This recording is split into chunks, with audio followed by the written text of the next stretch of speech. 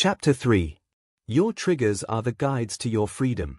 Now that you have begun to identify your self-sabotaging behaviors, you can use them to uncover deeper and more important truths about who you are as a person and what you really want and need out of life.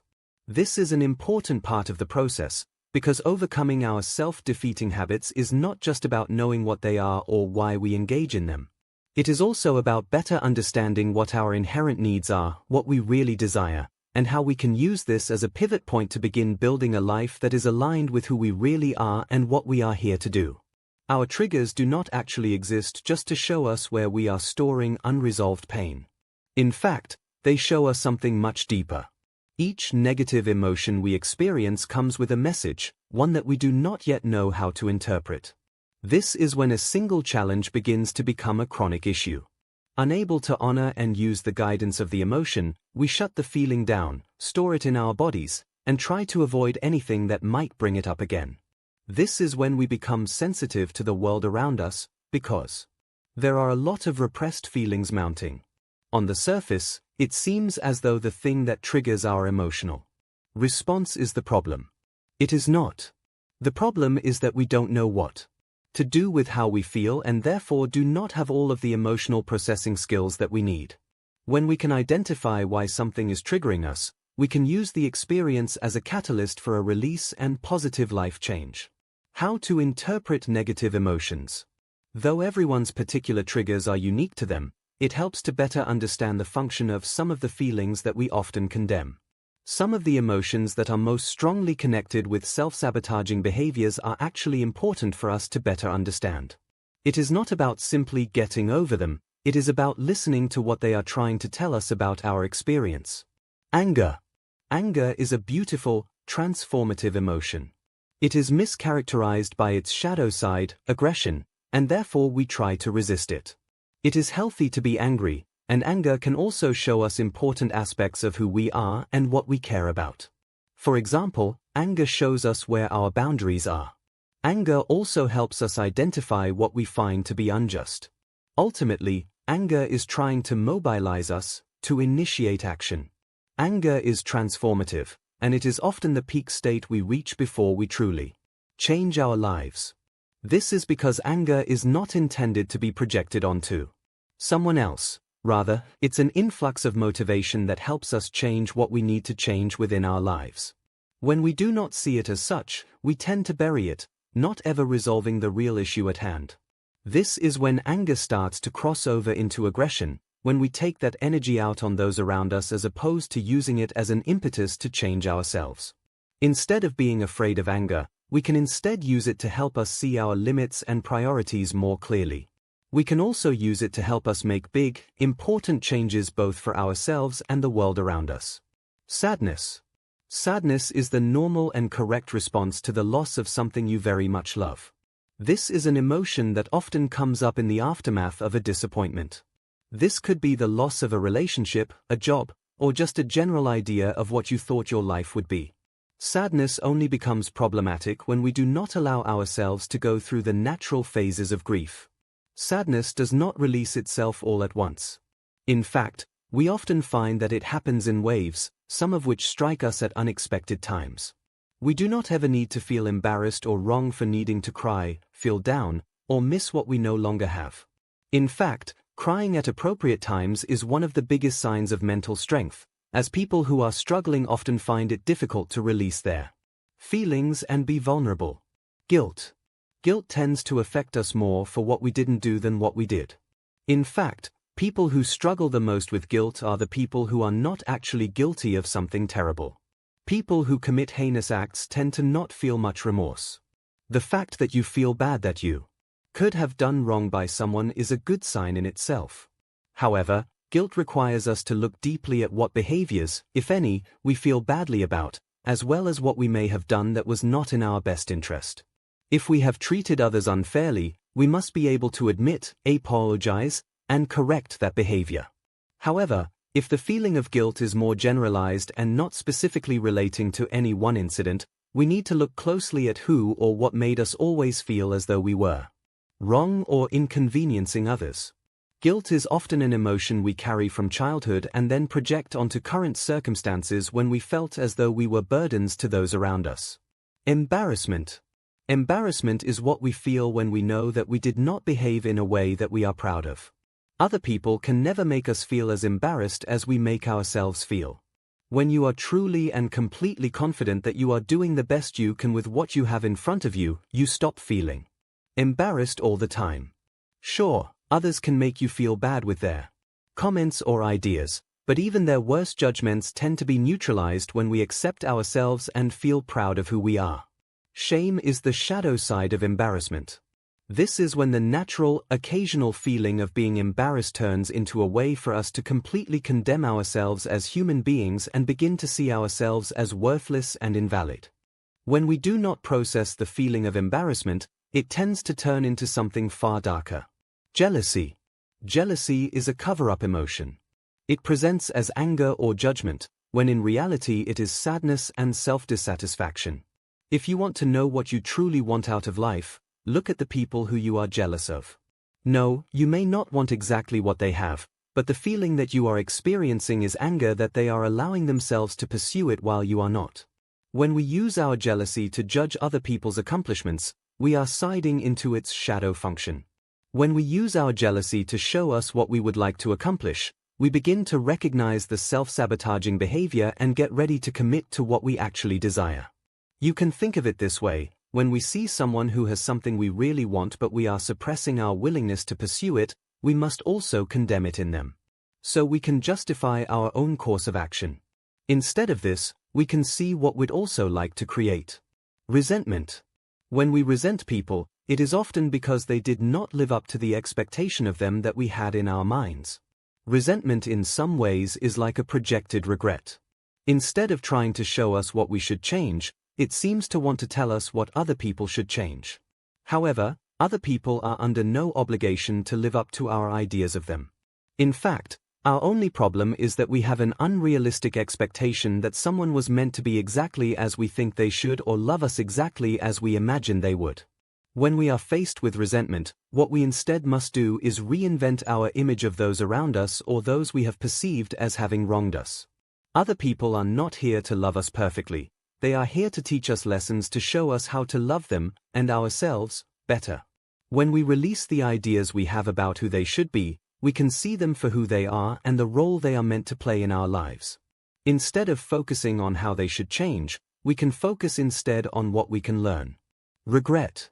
Much like jealousy, regret is also another way that we show ourselves not what we wish we could have done in the past, but what we absolutely need to create going forward.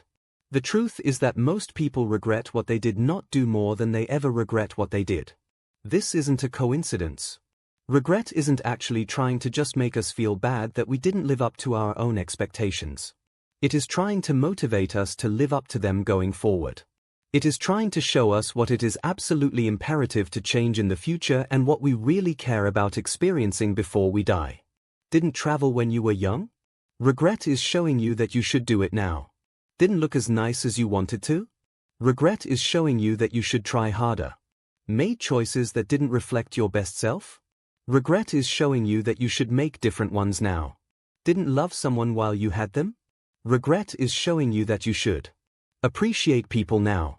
Chronic fear. When we cannot stop returning to fearful thoughts, it is not always because there is an actual threat in front of us. Often, it is because our internal response systems are underdeveloped or sidelined by trauma. When we are in a state of fearful thinking, it doesn't matter what we are afraid of, the thought process follows us from problem to problem. Often, there's a metaphor encoded within it. For example, we may be afraid of an ultimate loss of control, or some external force coming in and unraveling our progress. Regardless, chronic fearful thinking often comes back down to feeling the need to focus our energy and attention on a potential threat so we can protect ourselves from it. We imagine that if we are worried, anxious, or angry about it, it will remain within our awareness and therefore cannot surprise us.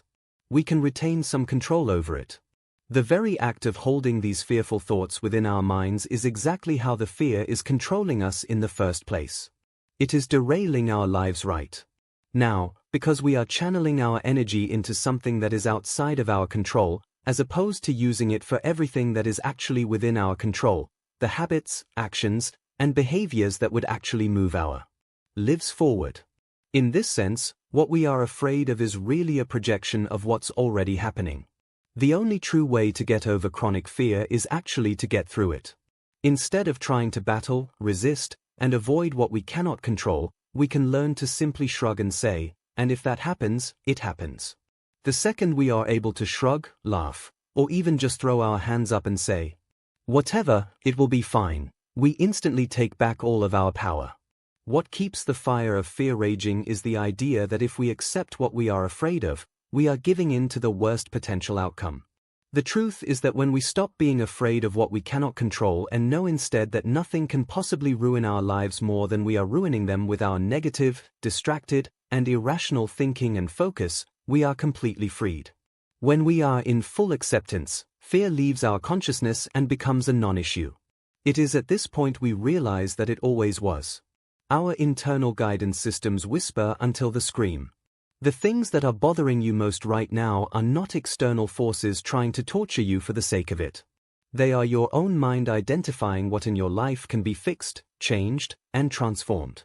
If you continue to not take action, the siren will only get louder, and if you never learn to listen to it, you will probably just disassociate from it and then be a victim to it. You already have the answers. You already know what you're here to do. You are here to create everything that would make you happier than you can imagine. It is only a matter of quieting your mind enough so you can feel all of the unlimited potential that is begging you to be used. There's no such thing as self-sabotage because the behaviors that you think are holding you back are really just meeting your needs. It's not a matter of trying to push yourself beyond them, it's a matter of seeing them for what they are and then finding better, healthier ways to fulfill them. Though we live in an age where people tend to tell us that we should be entirely self-sufficient, and to want or need another person's presence, validation, or company is a sign of self-insufficiency, that is not an accurate portrayal of what it means to be human, and it severely overlooks the reality of human nature and connection. Though many people are codependent and lean far too heavily on others to give them a sense of safety and self, leaning too far the other way, where you believe that you don't need anyone or anything and that you can do everything yourself, is not healthy, either. They are two opposite manifestations of the same wounds, which are mistrust and the inability to connect. Your need to feel validated is valid. Your need to feel the presence of another person is valid. Your need to feel wanted is valid. Your need to feel secure is valid. Often, the first reason we start neglecting our essential needs is because we think we are weak for having them. We only believe this because when we were young we did have to rely almost entirely on others to meet our essential needs. Eventually, this fails us, because another person cannot fulfill us entirely, nor are they responsible for it. As we grow up, we learn self-sufficiency. In fact, reliance on oneself for the foundation of our basic needs is an important part of a person's development. In the same way, it is also important that we recognize we cannot meet every single one of our needs on our own. Human beings are hardwired for connection to others and to a group. This is why we exist in subsets, like communities and families, and generally feel happiest and most fulfilled when we are doing things that serve the greater good. This is a fundamental and healthy part of who we are, and it is not a sign of weakness. In other cases, your need to feel financially secure is healthy, it is not always a product of you being greedy or ill-intentioned. Your need to be validated for the work that you do is healthy, and it is not always a product of you being vain. Your need to live in a space and area that you enjoy being in is healthy, and it is not always a product of you being ungrateful for what you have. Your subconscious mind is trying to communicate with you. Within our self-sabotaging behaviors lies incredible wisdom. Not only can they tell us how and what we have been traumatized by, they can also show us what we really need. Embedded within each self-sabotaging behavior is actually the key to unlock it, if only we can understand it first. These are a few brief examples of how your subconscious mind might be trying to communicate with you through your behaviors. The way you are self-sabotaging, going back to the same person who broke you in a relationship. This could be a platonic friend but is most commonly a former romantic partner. What your subconscious mind might want you to know. It could be time to evaluate your childhood relationships. If you find something comforting or appealing about someone who hurts you, there's usually a reason. The way you are self-sabotaging, attracting people who are too broken to commit in a real way. What your subconscious mind might want you to know. You are not too broken to find someone who actually wants you, and when you begin to recognize that you are worthy of being committed to, you'll start choosing partners who do just that. The way you are self-sabotaging, feeling unhappy even if nothing is wrong, and really, you've gotten everything you've wanted in life. What your subconscious mind might want you to know. You are probably expecting outside things to make you feel good rather than relying on changing how you think and what you focus on. No outward accomplishment is going to give you a true and lasting sense of inner peace, and your discomfort, despite your accomplishments, is calling your attention to that. The way you are self-sabotaging, pushing people away. What your subconscious mind might want you to know. You want people to love and accept you so much that the stress of it all makes you isolate yourself from the pain, effectively creating the reality you're trying to avoid.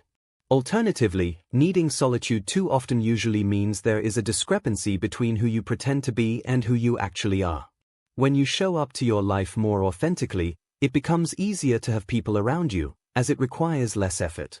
The way you are self-sabotaging, automatically believing what you think and feel is true.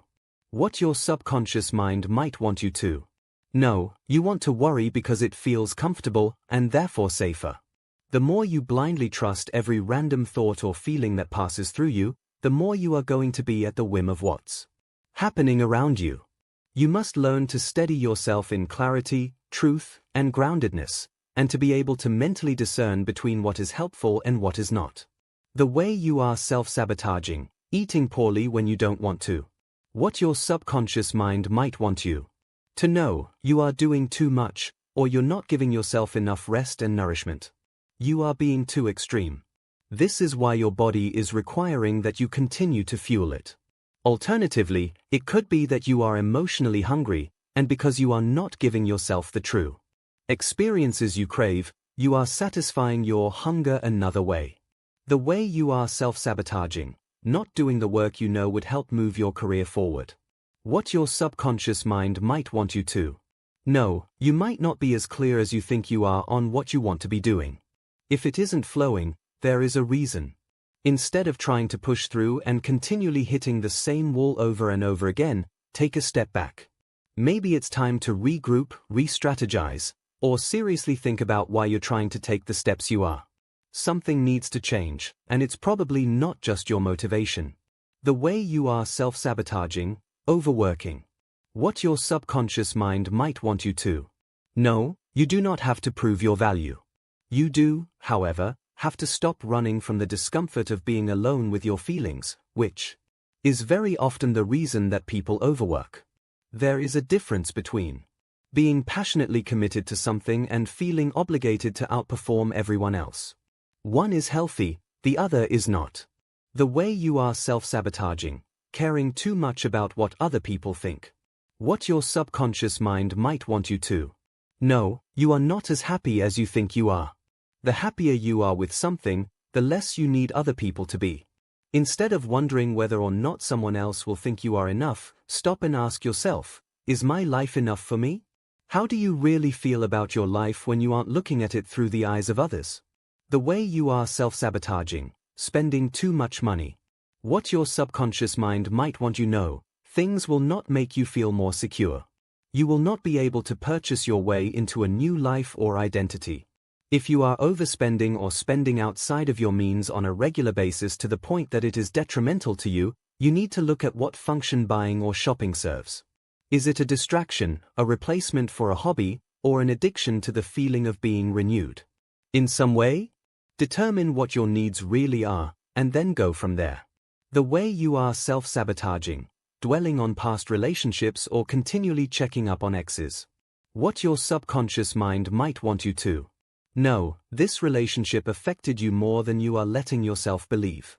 The ending hurt you more than you acknowledged, and you need to process that. Your continued interest in this person means there's something about the relationship that is still unresolved, and it is probably some kind of closure or acceptance that you need to find for yourself. The way you are self-sabotaging, choosing friends who always make you feel like you're in competition with them. What your subconscious mind might want you to know: wanting to feel better than people is not a replacement for needing to feel connected to them, but that's often how we use it. We do this not because we actually want to be superior, but because we want to seem valuable and valued. What we want is authentic connection and to feel important to others, but making them feel inferior is not the way to accomplish it. The way you are self-sabotaging, having self-defeating thoughts that hold you back from doing what you want. What your subconscious mind might want you to know: being mean to yourself first will not make it hurt less if other people judge or reject you, though that is why you are using this defense mechanism. Thinking the worst of yourself is a way of trying to numb yourself to what you really fear, which is that someone else could say those things about you. What you don't realize is that you're acting as your own bully and enemy by doing it to yourself. What could someone else's judgment realistically do to your life? Honestly, it could stop you from pursuing your dreams, ambitions, and personal happiness. And that's exactly what you're doing when you stay fixated on those damaging ideas. It's time to get out of your own way. The way you are self-sabotaging, not promoting your work in a way that would help move you forward. What your subconscious mind might want you to know: you're not creating the best possible work you can, and you sense it. The reason why you're holding back is a fear of judgment, but that wouldn't exist if you weren't already judging yourself. You have to create things you are proud to share, and when sharing them in a positive way that helps grow your business or career feels natural and authentic, you will know that you are doing the work that is at the best of your ability or potential. The way you are self-sabotaging, ascribing intent or worrying that things are about you when they aren't. What your subconscious mind might want you to know: you think about yourself too often. Other people's lives do not revolve around you, nor do their thoughts. They are busy thinking about themselves in the same way that you are thinking about yourself. Remember that patterns in your life are indicative of your own behaviors, but imagining that every time someone cuts you off in traffic is a personal attack, you're going to severely hold yourself back, because you'll always be the victim of something. The way you are self-sabotaging, staying in a city or town you claim to dislike. What your subconscious mind might want you to know: home is where you make it, not where you find it. Is this an issue of you being unable to move, or are you simply unwilling? Usually when we stay in the same place, there's a reason. There's something we love about it, and it's where we want to spend our lives. The resistance comes in because of the judgment we imagine others may think if they know we don't live in the coolest, biggest, or the best area. You might also fear that people will judge you for not having progressed enough. The truth is that you are judging yourself, and you need to make peace or take pride in why you choose to live where you do. The way you are self-sabotaging, mindlessly scrolling through social media as a way to pass the time. What your subconscious mind might want you to know: this is one of the easiest ways to numb yourself, because it is so accessible and addictive. There is a world-altering difference between using social media in a healthy way versus as a coping mechanism. Mostly, it has to do with how you feel after you're finished. If you don't put the phone down feeling inspired or relaxed, you're probably trying to avoid some kind of discomfort within yourself, the very discomfort that just might be telling you that you need to change. Learning to listen again. Now that you're starting to pay attention to your internal cues, it is important to understand how to listen to yourself and respond in real time. You are in the situation you are in now because you did not know how to understand or meet your needs in the moment. If you do not want to constantly have to be fixing your choices and behaviors, you have to learn how to process and interpret your feelings in real time. This will be done by a process of building emotional intelligence, which will be primarily done in the next chapter. However, this is where we begin, by understanding how to listen to our instincts. How to follow your gut without getting scared of the future. One of the most essential tenets of modern wisdom is the idea that deep down, you know the truth about everything in your life and, by extension, your future. The idea is that you are an oracle unto yourself, and your feelings are apertures into not only what's happening now, but what's going to happen soon. We're not to blame for believing this. There's a significant amount of research that proves the interconnectedness of our brains and bodies, explaining why when we have a gut feeling or an instinct that precedes logic, it is often correct. This is because the lining of our gastrointestinal system functions as a second brain, given how it stores a backlog of information that your conscious mind can't recall faster than your body can sense. It is this incredible skill that makes your instinct almost always correct. Your gut, though intelligent, isn't psychic. If you want to tune into yourself more, follow your heart, pursue your passion, find your soul, whatever it is, the first thing that you have to understand is that your gut instinct can only respond to what's happening in the present. If you have an instinct about a future event, you're projecting. This is how you can start breaking down your gut feelings. Are you responding to someone who is in front of you, or are you responding to your idea of them in your head? Are you reacting to a situation that's playing out right now, or are you reacting to one you imagine, assuming you know how it will go? Are your feelings regarding what's happening right now or what you hope and fear will happen in the future? Aside from only really being able to function in the present, your gut instinct is also quiet. The little voice within is just that, little. It does not scream.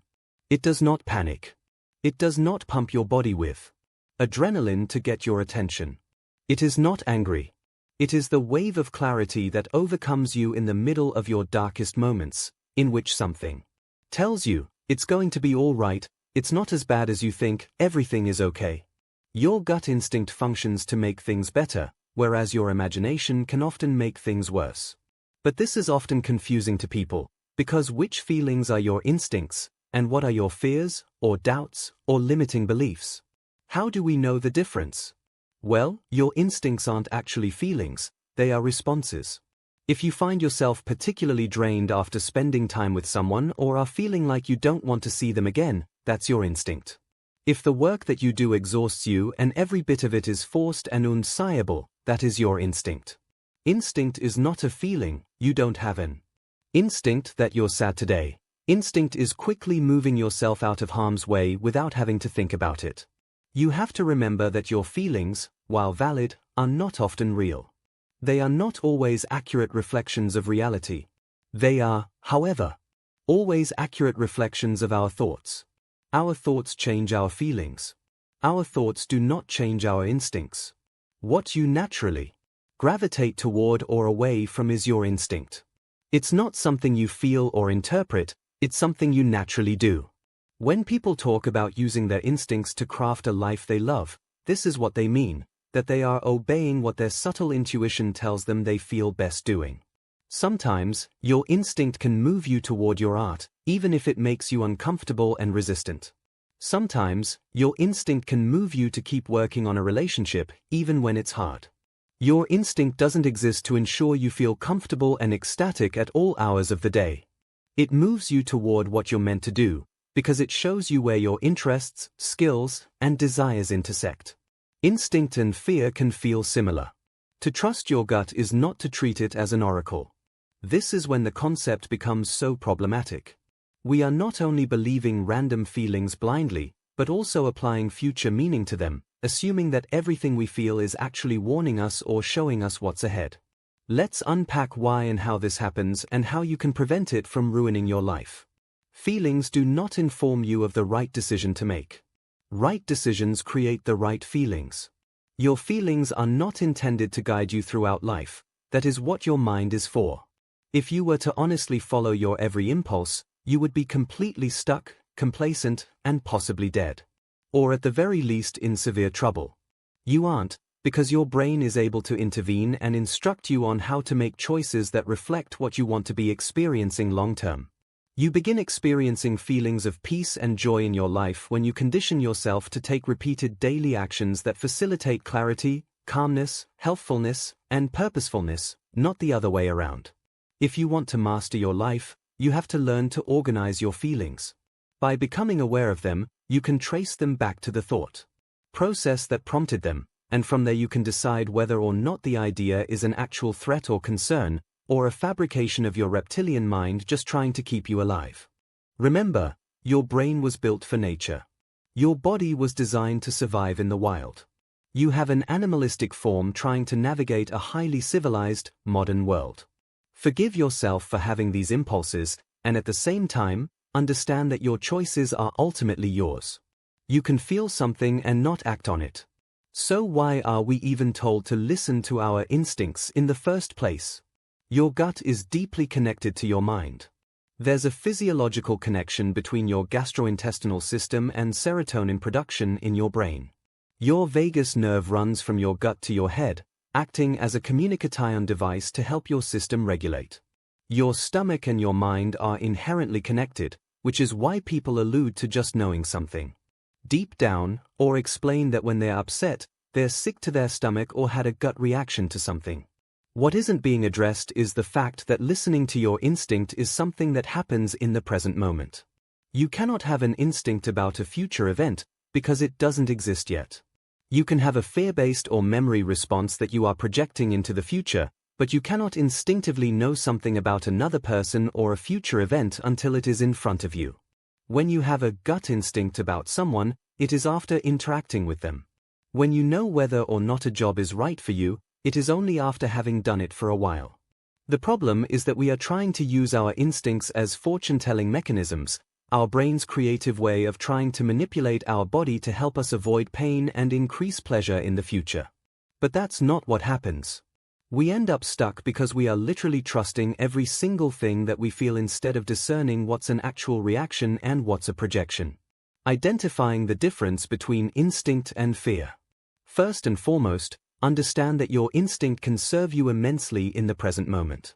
Your first reaction to something is very often the wisest reaction, because your body is using all of the subconscious information you have logged away to inform you about something before your brain has an opportunity to second-guess it. You can use this to your advantage by staying in the moment and asking yourself what is true right here and right now. What is true when you are with another person, activity, or behavior? What is the deep, gut instinct that you get when you're presently engaging with something? Does it differ from what you think and feel about it when you are just imagining it, making guesses about it, recalling details of it, or imagining what it will be like? Typically, those projections are fear, and your present reaction is your honest instinct. Overall, your honest gut instinct won't ever frighten you into panic. Your gut is always subtle and gentle, even if it's telling you that something isn't for you. If your gut wants you to know not to see someone or to stop engaging in a relationship or behavior, the impulse will be quiet. That's why it's called the little voice within. So easy to miss.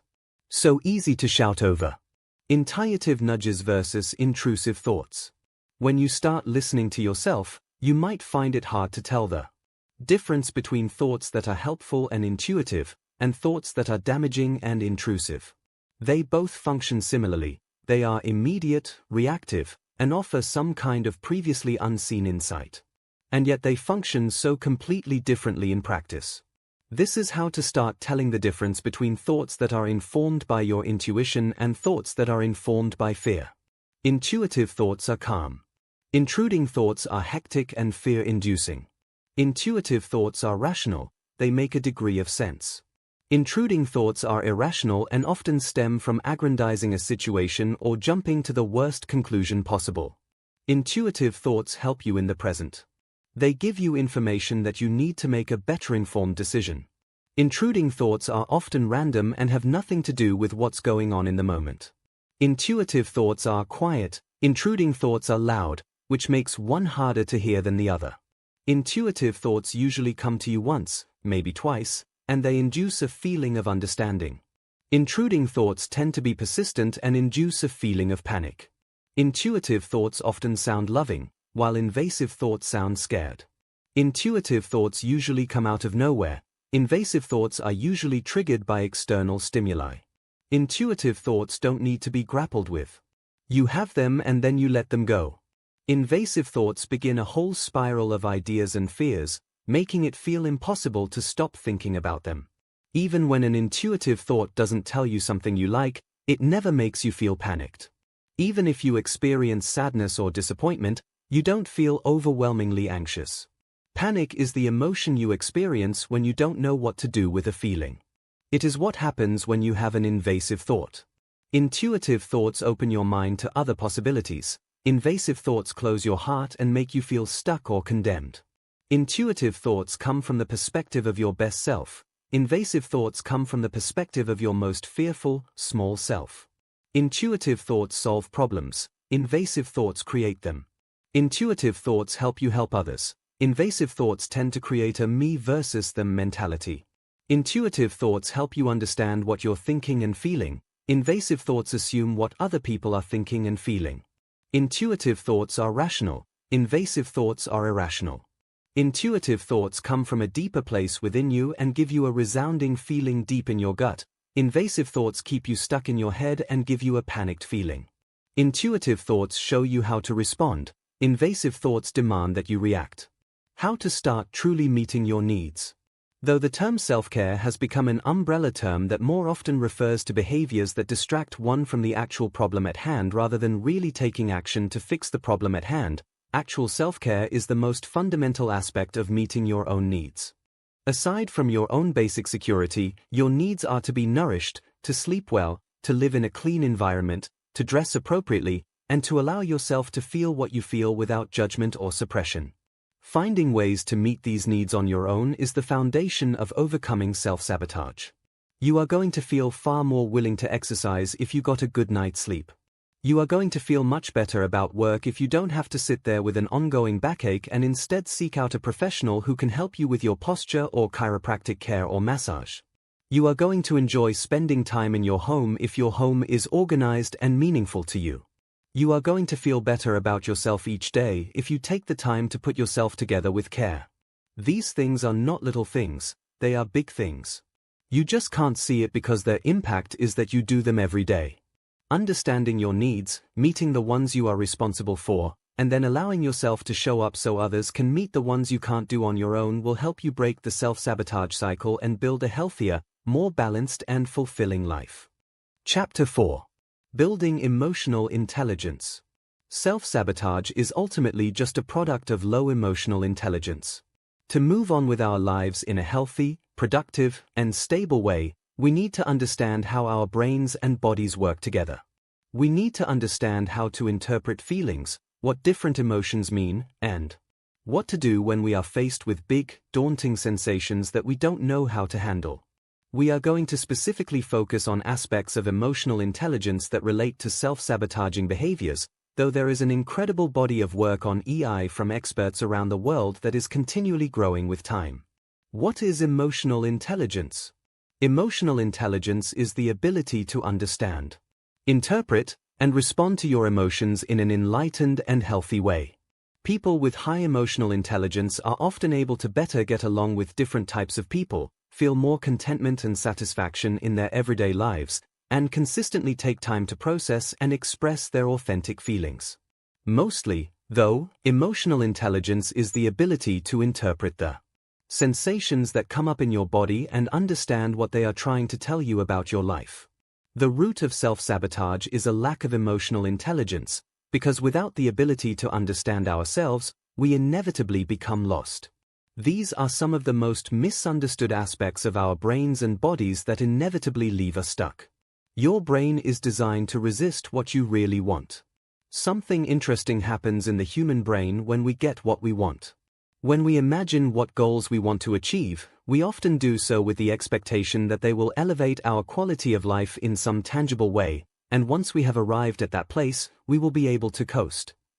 Coast as in, let go. Relax into life. Let things be for a while. That is not what happens. Neurologically, when we get something we really want, we just start to want more. New research in the nature of the chemical dopamine, which was previously believed to be the driving force behind desire, lust, and acquisition, proves that it is more complex than previously thought. In The Molecule of More, Daniel Z. Lieberman explains that experts who studied the hormone found that when an individual was introduced to something they highly desired, the dopamine surge would diminish after acquisition. Dopamine, it turns out, is not the chemical that gives you pleasure, it's the chemical that gives you the pleasure of wanting more. 7. So the big, huge goal that you're working toward? You'll get there, and then there will be another mountain to scale. This is one of the many reasons that we deeply sabotage what we truly want. We know instinctively that arriving won't really give us the ability to abstain from life, it will only make us hungrier for more. Sometimes, we don't feel up to that challenge. So, while we're on the way, a toxic cocktail of neurological biases start piling up on one another, and we start to resent, judge, and even vilify the object of our greatest desire.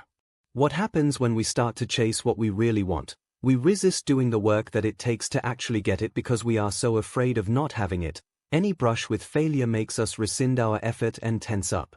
When we go so long not having what we really want, we create subconscious associations between having it and being bad, because we have judged others for having it. When we get it, we fear losing it so badly that we push it away from ourselves so as to not have to withstand the pain. We are so deeply enmeshed in the mental state of wanting, we cannot shift to a state of having.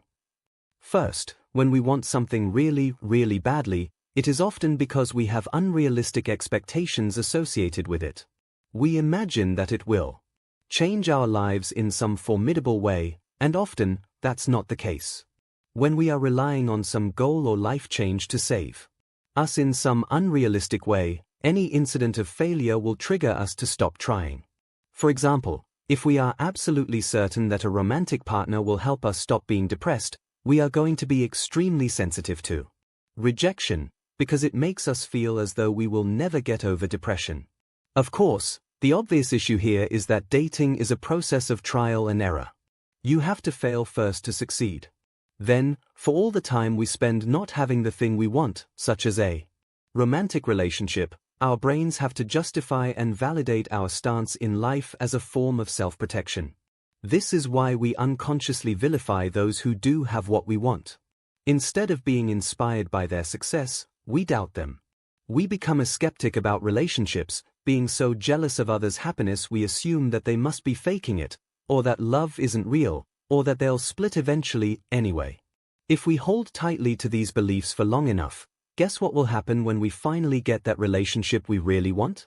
Of course, we are going to doubt it and assume it will also fail. This is what's going on when people push others away or give up on their big dreams the moment something challenging comes up.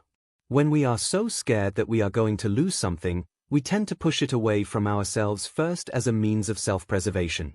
So let's say that you work through the limiting beliefs that are creating this much resistance in your life, and you do eventually allow yourself to build and have the thing you really, really want. Next, you'll be upon the last and most trying challenge, which is the shift from survival mode to thriving mode. If you have spent the majority of your life in a state in which you are just getting by, you are not going to know how to adapt to a life in which you are relaxed and enjoying it. You are going to resist it, feel guilty, perhaps overspend or disregard responsibilities. You are, in your head, balancing out the years of difficulty with years of complete relaxation. However, this is not how it works.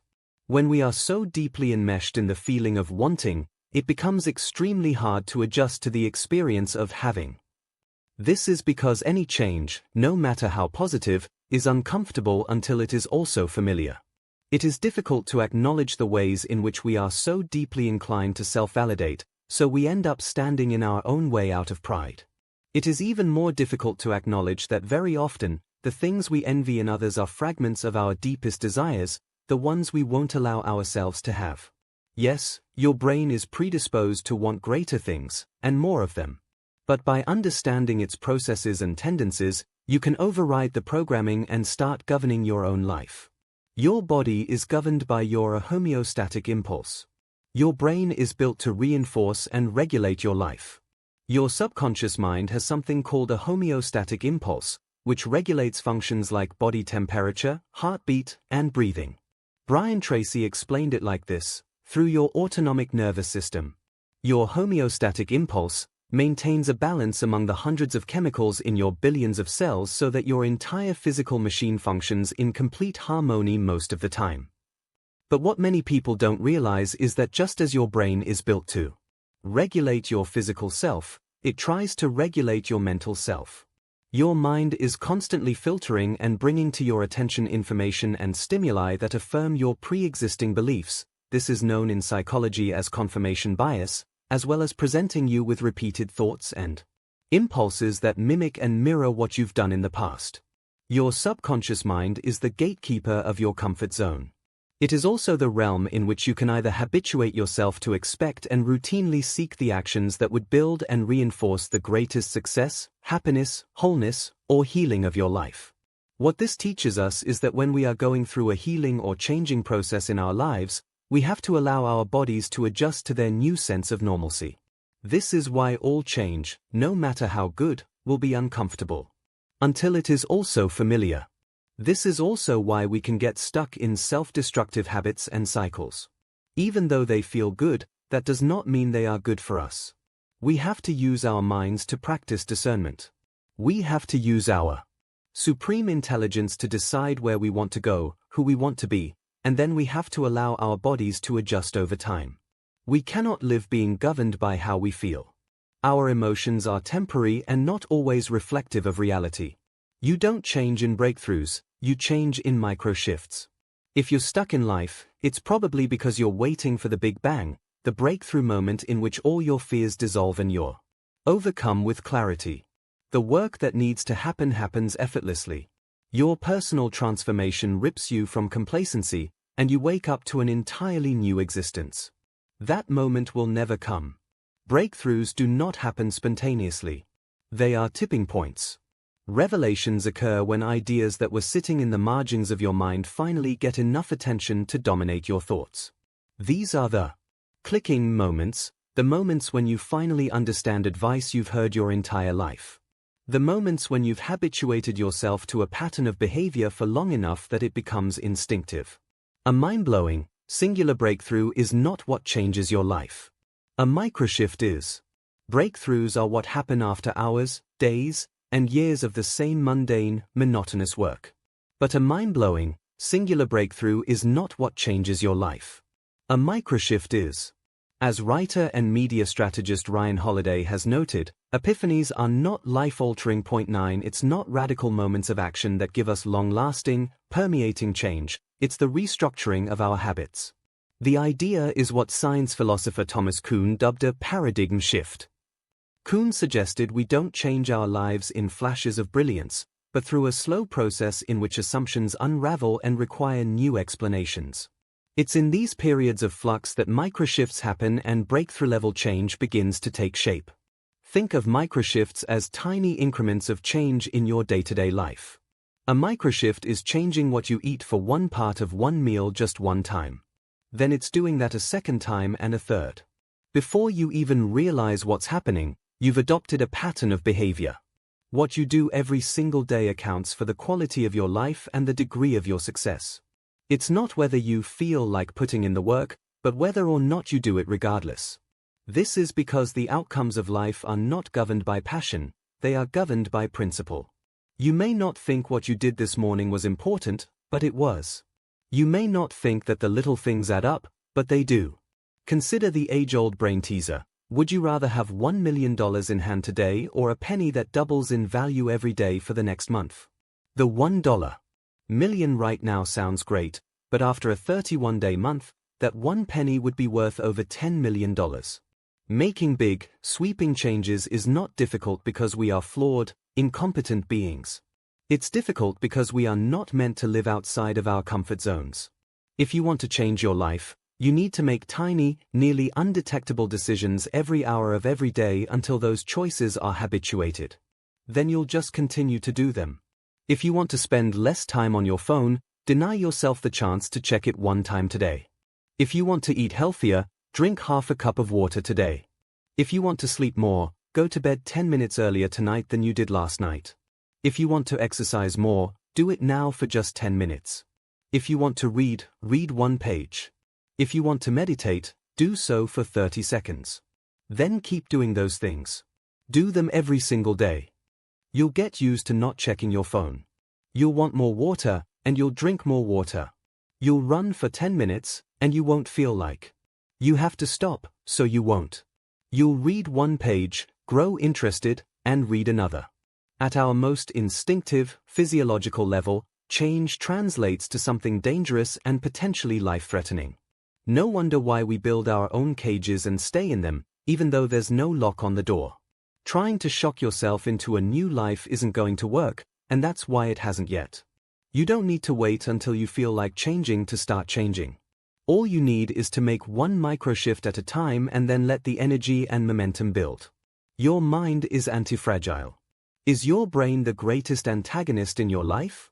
Do you ever have the hunch that you're almost seeking out problems, creating issues where they don't exist, overreacting, overthinking, and catastrophizing?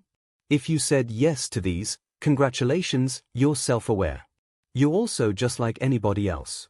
If you feel like you're always subconsciously scanning your life trying to identify the next thing to worry about, the next potential threat to fear, you'd be right. What we fear most is what our minds identify as the least likely threat that we cannot control. If the threat is highly likely, we don't fear it, we respond to it. That's why most worry comes from not just identifying the one thing we cannot control, but the one small, unlikely thing we cannot control. So why do our minds need this, though? Can't we just enjoy what we have and be grateful? To a point, absolutely. But our minds also need adversity, and that's why it's instinctual to keep creating problems, even if there aren't any real ones in front of us. The human mind is something called antifragile, which means that it actually gets better with adversity.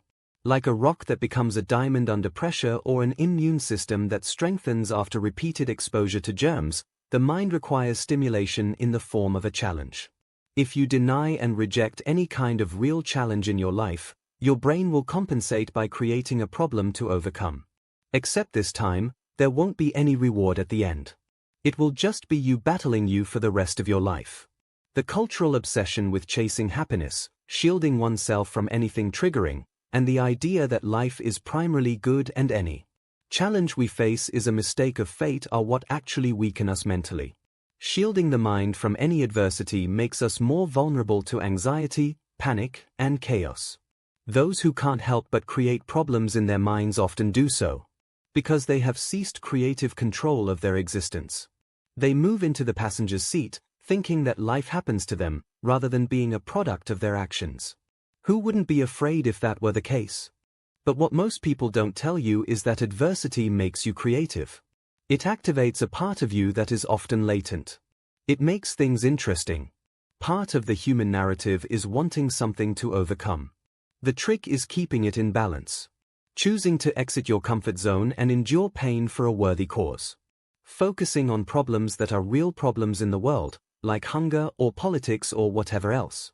But most importantly, it's about staying engaged with what we can control in life, which is most things if you really think about it. Antifragile things need tension, resistance, adversity, and pain to break and transform.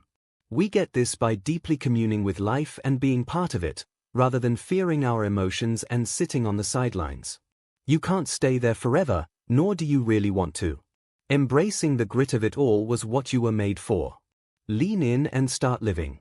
New change create adjustment shock.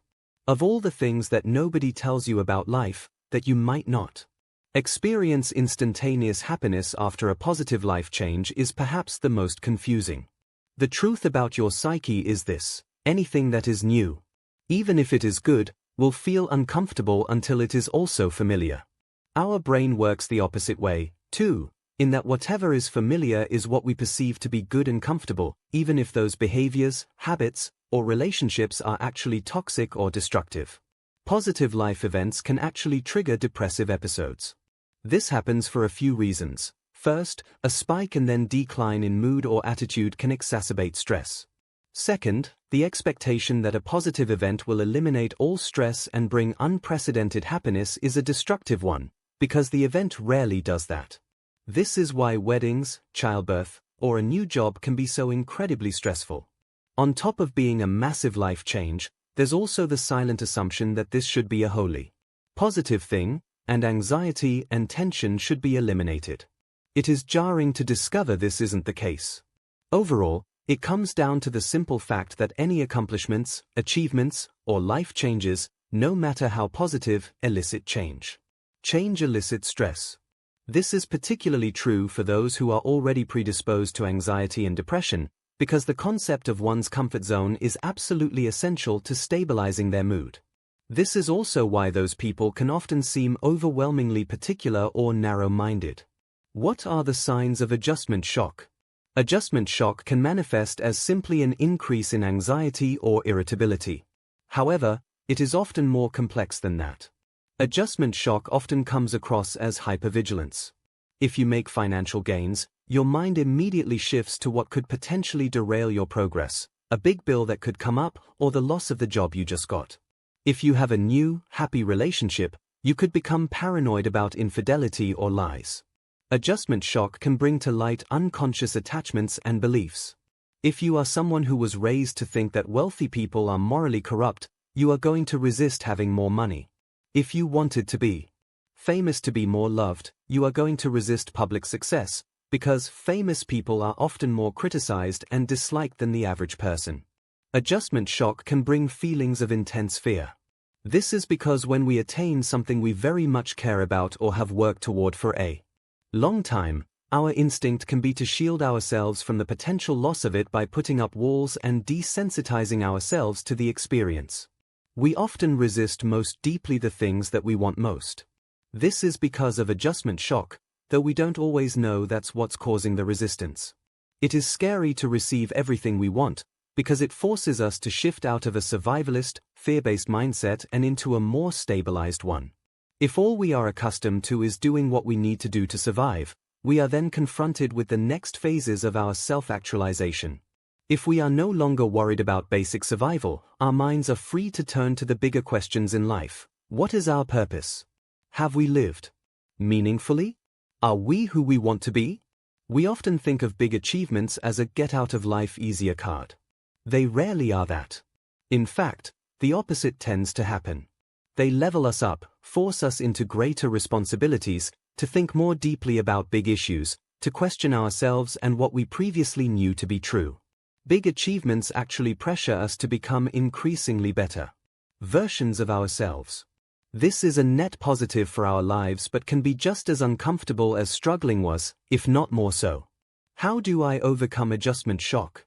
When something positive happens in your life, you are going to have to adjust your mindset about other things to create alignment and a new, more accurate and sustainable perspective. If you have anxiety about having more money, you will need to learn how to manage it better. If you have anxiety about relationships, you will need to learn to relate to others like you never have before. Your big life change is going to force you to level up in every way imaginable, and the way to overcome the initial fear of stepping into the unknown is to familiarize yourself with it, to make it a part of you, one that you are certain you are prepared for, and that you deserve. Psychic thinking isn't wisdom. When we talk about psychic thinking, we are not referring to the palm reading, neon sign advertised occultist professionals you can hire to evaluate your energy and predict your future. Psychic thinking is far more insidious than that. Psychic thinking is assuming you know what somebody else is thinking or what they intend to do. It is assuming that the least likely outcome is the most viable outcome, because you feel it most strongly. It is believing that you have missed out on another life, a path you did not choose, that you were possibly more meant for. It is believing that the person with whom you have the most electric connection is your most ideal life partner. Of course, the way other people see us is dynamic. Their thoughts, feelings, and intentions are largely if not entirely unknown to us. The least likely outcome is just that, the least likely outcome. There is no such thing as the path we could have taken, only a projection of our needs and desires onto another fantastical idea of what our lives might be. Electric connection is not soulmateship. Love and compatibility are not the same thing. Psychic thinking detaches us from reality. In place of logic, we put emotions, ones that are often incorrect, unreliable, and wholly biased toward what we want to believe. Beyond being inconveniencing, psychic thinking is absolutely terrible for your mental health. Psychic thinking breeds anxiety and depression. It's not just that something scares or upsets us, it's that we believe that the thought must not only be real, but predictive of future events. Instead of feeling like we are having a down day, psychic thinking makes us assume we are having a terrible life. We heard "trust yourself" and then began to liken ourselves to oracles, that when a particularly triggering thought or feeling passes through us, it must indicate something more to come. Indeed, psychic thinking as a whole has begun taking on an entirely new light because of the popularity of pop psychology, dating back to the 50s and 60s. Trust yourself, the gurus tell you. Deep down, you know the truth. This is valid. Your intestines are literally connected to the stem of your brain. The bacteria in your stomach respond to subconscious intelligent awareness faster than your mind can. This is why your gut is indeed correct on instinct. But when this advice is given to people who cannot differentiate a gut feeling from fear or from a passing thought that has no bearing on reality or their lives as a whole, it becomes a dangerous practice in which they become completely stuck and limited because they assume their random feelings are all real, and they're not only real, but a prediction for what's to come. Psychic thinking is nothing more than a series of cognitive biases, the most prominent of which are the following: confirmation. At any moment in time, your brain is inundated with stimuli. To help you process, your conscious mind is aware of about 10% of it or less. Your subconscious mind is still paying attention, logging away information you might one day need.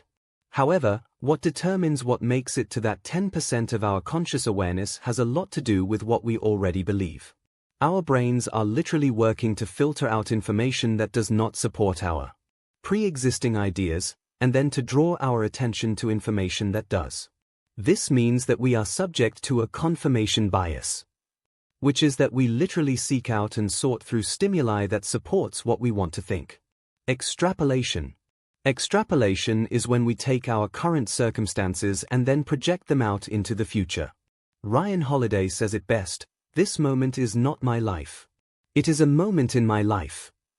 Extrapolation makes us think that we are the sum of our past or current experiences, that whatever stresses or anxieties we are currently experiencing are ones that we will grapple with for the rest of our lives.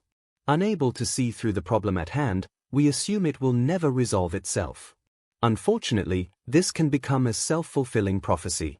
If we are so easily defeated and exhausted by the idea that we will never get over our problems, then we make it more likely that we will hang on to them instead of logically trying to resolve them, for a lot more time than is necessary. Spotlighting. Everyone thinks that the world revolves around them. You are thinking about you and your own interests all day, every day. It can be challenging to forget that others are not thinking about us with such intensity, they are thinking about themselves. The spotlight effect is what happens when we imagine that our lives are performative, or on display for others to consume. We remember the last 2 or 3 embarrassing things we have done and imagine that others are thinking about them actively as well. Can you recall the last 2 or 3 embarrassing things someone else did? Of course you can't. Because you aren't paying attention. Spotlighting gives us the false impression that the world is all about us, when it is not. These biases plus others, when combined with psychic thinking, or the idea that our assumptions and feelings about the world will transpose into reality, are harmful and mostly incorrect. Instead of trying to predict what will happen next, our energy is better used when it's focused intently on the moment, the infinite now, the mystics would say, because the truth is that the past and future are illusions in the present, and all we have is the present. Instead of trying to use your intelligence to hack what's next, try to get better at where you are currently. That's what's really going to change the outcomes of your life. Logical lapse are giving you profound anxiety. Most of the anxiety you experience in life is the result in inefficient critical thinking skills. You might assume that because you are anxious, you are an overthinker, someone who obsesses about unlikely and scary outcomes. More than is reasonable. The reality is that you are an underthinker. You're missing a part of your reasoning process. Let's start at the beginning. Anxiety is a normal emotion that every person experiences at some point in their lives, typically when circumstances are stressful, tense, or scary. When anxiety is chronic and begins to interfere with day-to-day functioning, it becomes a clinical disorder. We understand the importance of speaking about mental health with the same degree of legitimacy as physical health. However, in the same way that we'd question what someone keeps tripping over if they repeatedly sprain their ankle, a lot of anxiety is similarly circumstantial, as many illnesses are. Specifically, anxiety tends to be the result of an inability to process acutely stressful and ongoing circumstances. If we want to heal, we have to learn to process. This applies to everyone, not just those with a diagnosis. One of the hallmarks of anxiety is rapid thinking. Because you are focusing on some issue so deeply and for so much time, you assume that you are also thinking through the issue thoroughly and arriving at the most likely conclusion. However, the opposite is happening. You're experiencing a logical lapse. You're jumping to the worst-case scenario because you aren't thinking clearly, and then you are engaging your fight-or-flight response because the worst-case scenario makes you feel threatened. This is why you obsess about that one terrifying idea. Your body is responding as though it's an immediate threat, and until you defeat or overcome it, your body will do its job, which is to keep you in defense mode, which is really a heightened state of awareness to the enemy. What is a logical lapse? Think of something that you aren't afraid of, maybe something that other people might find scary. Maybe you aren't afraid of flying in an airplane. Many people are. Maybe you aren't afraid of being single. Many people are. Maybe you aren't afraid of commitment. Many people are. Surely you can think of at least one thing in your life that you are truly unafraid of. Why aren't you afraid of it? Because you don't have a logical lapse there. You can visualize yourself going on an airplane and successfully getting off without freaking out. You can visualize yourself being happily single or happily committed.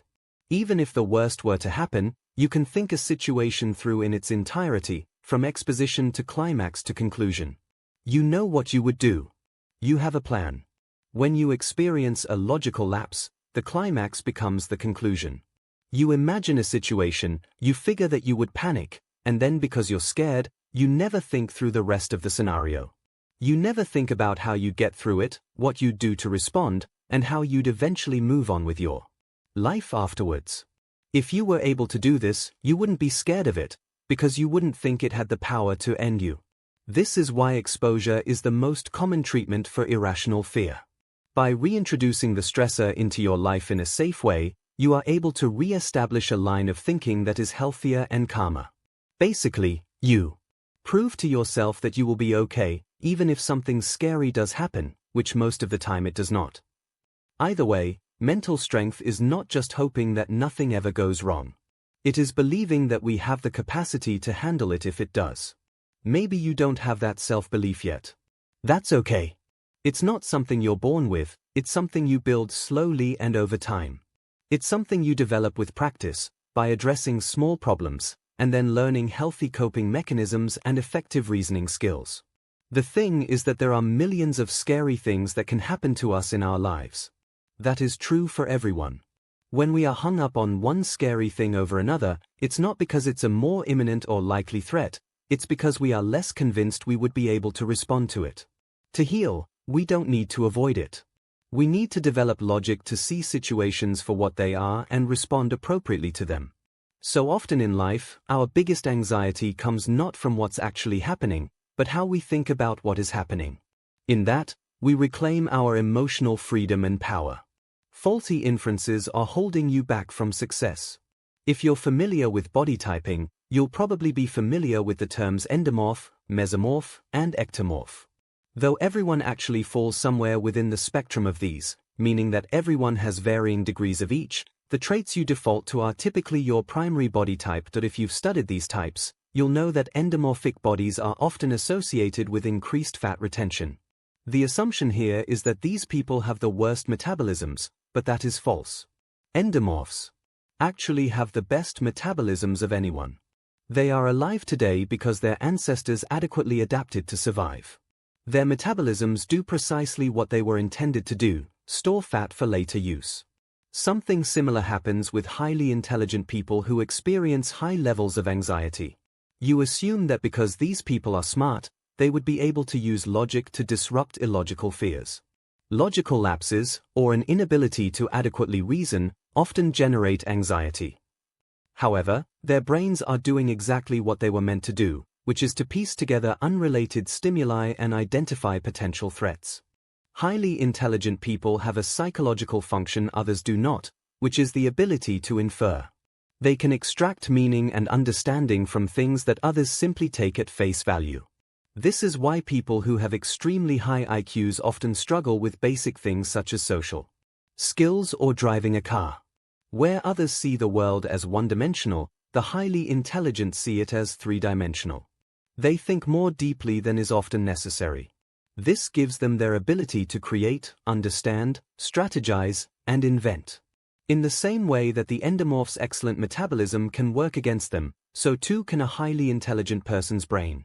This is because at times, they make something called faulty inferences, which are when fallacies, biases, and incorrect assumptions are made from valid evidence.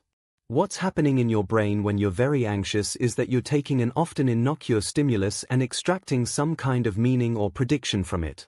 When you're scared, your brain is working in overdrive to identify the thing that can potentially hurt you and then creatively come up with ways to completely avoid that experience.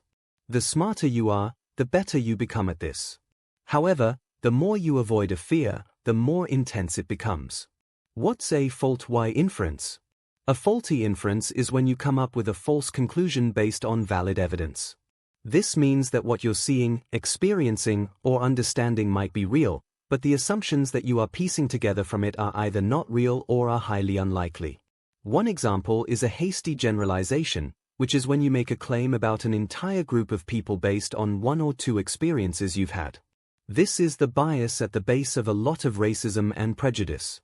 Another example is post hoc ergo propter hoc, which is what happens when you assume that because two things happened around the same time, they must be related, even if they aren't. A false dichotomy happens when you assume that there are only two possibilities that could be valid, when in reality, there are far more that you simply aren't aware of. An example of this is when your boss calls you to a private meeting, and you assume you must either be getting a promotion or getting fired. A slippery slope, to play off of that example, is another false inference in which you assume that one event will set off a series of others, even if they certainly will not. These are just some of the myriad ways your brain can, in a sense, betray you. Though it intends to keep you alert and aware, sometimes, the threat becomes overinflated. Unable to decipher the difference, your body responds regardless. How do I correct this? Correcting faulty inferencing begins with first being aware that you're doing it. In the majority of cases, once you realize that you're thinking in a false dichotomy or making a hasty generalization, you stop doing it. You understand what it is, and you let it go. Training your brain to stop doing it automatically takes time. Think of your mind like a search engine that autofills your terms. If it's something you've input many times over the years, it's still going to come up for a while. You have to work on consistently adding new thoughts, options, and stimuli to shift what it comes up with naturally. This is not only possible, it's inevitable. What you consistently do is what you adapt to. Your brain will start to reorient your comfort zone, and eventually it will feel as natural to think logically as it once did to think dramatically. It will feel as natural to be calm as it does now to feel anxious. It takes awareness, and it takes time. But it is always possible. Worrying is the weakest defense system. Rumination is the birthplace of creativity. They are controlled by the same part of the brain. That's the neurological reason there's a stereotype about depressed creatives. Any artist will tell you that the toughest times in their lives inspired the most groundbreaking work. What they won't tell you, though, is that crisis is not necessary to function. Well, of course it's not, you're thinking. Crisis is the worst-case scenario. And yet how many of us place ourselves in a state of panic over fear of that least likely scenario coming true? How many of us, in an effort to shield ourselves from panic, actually create a crisis out of our fear each day? We're not just masochists. We're wildly intelligent, unconsciously functioning beings. Our brains understand something. If we imagine our worst fears, we can prepare for them. If we mull them over again and again, we can feel protected in a way. If we are ready for the storm, it can't hurt us. Except it can. Worrying excessively is not a malfunction. You are not of lesser character because you can't just stop and enjoy life. Worrying is a subconscious defense mechanism. It's what we do when we care about something so much we are equally terrified that it could hurt us, so we prepare to fight for it. What is the exact opposite of your fear? That's what you want. That's what you want so much that you'd go to the ends of your sanity to defend it. There's nothing wrong with you for thinking this way, but there's also nothing wrong with you for being ready to move in a new direction. The reality is that worrying does not protect us in the way that we think it might. We cannot beat fear to the finish line. Worrying sensitizes us to an infinity of negative possible outcomes. It shifts our mindset to expect, seek out, and create a worst-case scenario. If a crisis were to occur, we'd start panicking, because our brains and bodies had been preparing for this epic war for a long time. Had we not premeditated these fears so excessively, we wouldn't be as impacted were they to actually happen. We'd see the situation for what it is and respond accordingly. That's where the nasty cycle forms. Once we worry ourselves sick over something that is totally delusional and it doesn't happen, because, of course, it was never going to, we start to associate worry with safety. See? I thought this through so many times that I've avoided it. But that's not what's happening at all. Just telling someone to stop worrying and be present strengthens their impulse to be fearful, because you are effectively asking them to place their guards down. Making yourself feel more vulnerable when you're already at your edge is not the answer. Instead, you have to find a different way to feel safe. Rather than spending your time rehearsing how much you'd panic if such and such a situation were to come to fruition, imagine how a third party would handle it if they were in your shoes. Imagine getting to the other side of the issue, perhaps even treating it as an opportunity to create something you otherwise couldn't. Rather than spending your time shrinking yourself and your life out of fear of potentially confronting some kind of hardship, work on developing your self-esteem and know that even if you were to fail, you wouldn't be judged, exiled, or hated in the way you fear. Rather than spending your life trying to identify the next thing to worry about and then overcome, learn to move into a new pattern of thinking in which you recognize that you don't need to balance out the bad with the good. To live a full and fair life. Stability and wholeness, health and vitality are your birthright. You are allowed to have everything you want. You are permitted to be at peace. Worrying is so primal in the way that it fulfills a deep need within us to feel as though we've conquered, and thus are protected and saved. Yet at the same time, our discomfort with it is a higher aspect of ourselves informing us that it isn't necessary, and in fact, it's holding us back from the people we want and are meant to be. There's a better way to feed your emotional hunger, and it's not fighting yourself for your own inner peace.